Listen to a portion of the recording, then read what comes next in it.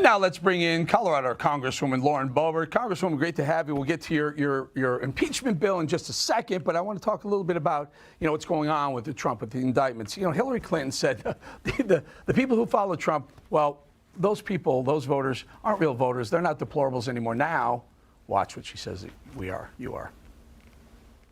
The response that we've seen in polling from Republicans suggests that they're going to stick with him, that it's more of a cult than a political party at this point. Now, what say you, Congresswoman, to Hillary Clinton? You're a cult. Well, first of all, I've been called much worse, but Hillary just can never learn her lesson. She started off by calling Trump supporters basket of deplorables, and now we're in a cult, when really she's the one who we should be going after and indicting for deleting 33,000 emails and smashing a cell phone with a hammer and using BleachBit to clear a private server. This is really who should be indicted this week, not President Trump.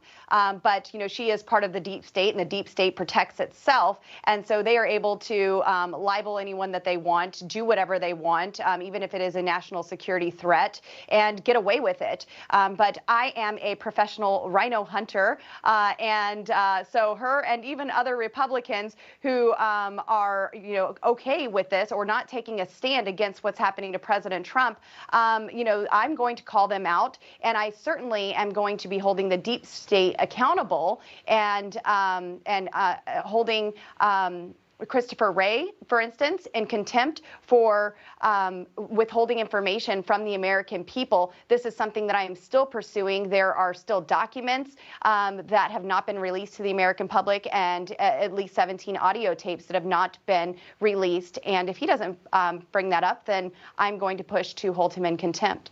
Now, so another reason people love you there, and also one, you're looking to impeach President Biden. I think that is music to so many people's ears. What are the grounds? And will you get pushback from even those rhinos that you talk about? Well, here's the deal, Eric.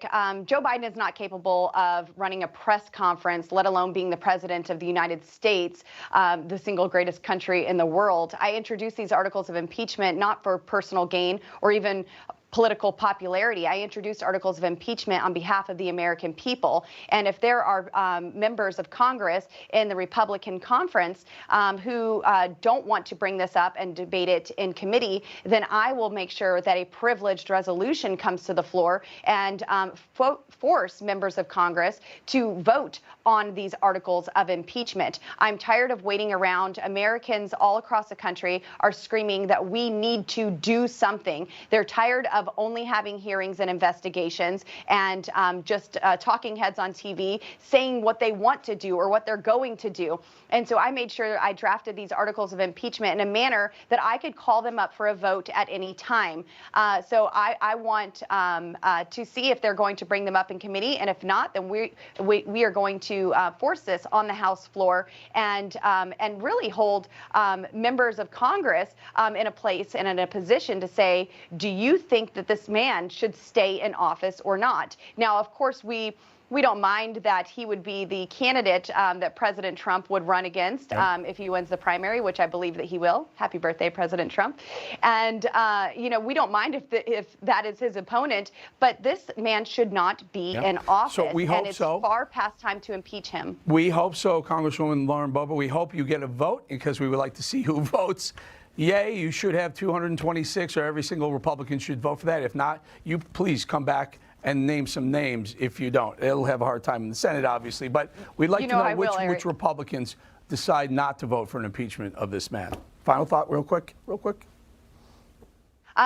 Look, there's a lot that's going on in our country, but there are those of us who are fighting to get it back on track. I think that we are going to have a great victory in the next election. But until then, we are doing everything we can to defund these bureaucrats who are overreaching and hold them accountable with the small power that we have in the federal government right now. Small but big megaphone. Congresswoman Lauren Boebert, really appreciate you on The Balance. Thank you.